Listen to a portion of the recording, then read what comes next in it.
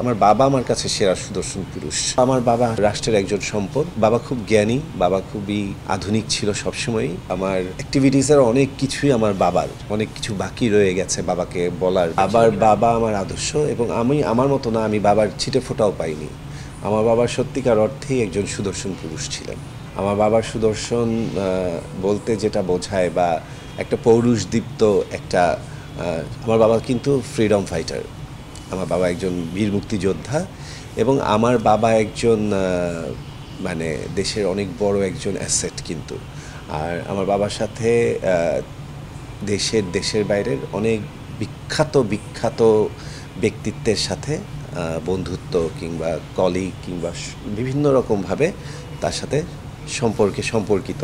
So আমার বাবা আসলে রাষ্ট্রের একজন সম্পদ, এবং রাষ্ট্রীয়ভাবেই সে এ পর্যন্ত সম্মানগুলো পেয়ে এসছে, এবং এন্ড অফ দ্য ডেও সে রাষ্ট্রীয় সম্মানটুকুই পাবে আমরা আশা করছি।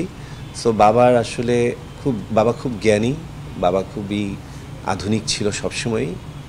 আমার মাও খুব আধুনিক ছিলেন। তো আমার মনে হয় প্রতিটা সন্তানই তো তার বাবার ছায়ায় বড় হয়। সো আমি অনেক কিছুই আমার অ্যাক্টিভিটিসের অনেক কিছুই আমার বাবার, কিন্তু বাবা হতে পারিনি।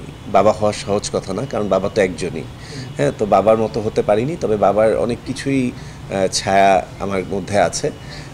তো বাবাকে খুব লালন পালন করি, এবং বাবাই আমার কাছে সবচেয়ে সেরা। আমার বাবা আমার কাছে সেরা সুদর্শন পুরুষ। আমার ভালোবাসার বহিঃপ্রকাশ না অন্যরকম।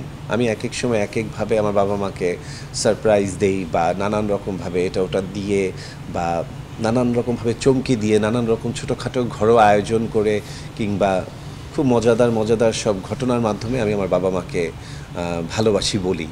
ভালোবাসি বলার, শুধু মুখে বললাম যে আমি তোমাকে ভালোবাসি বাবা, সেটা না।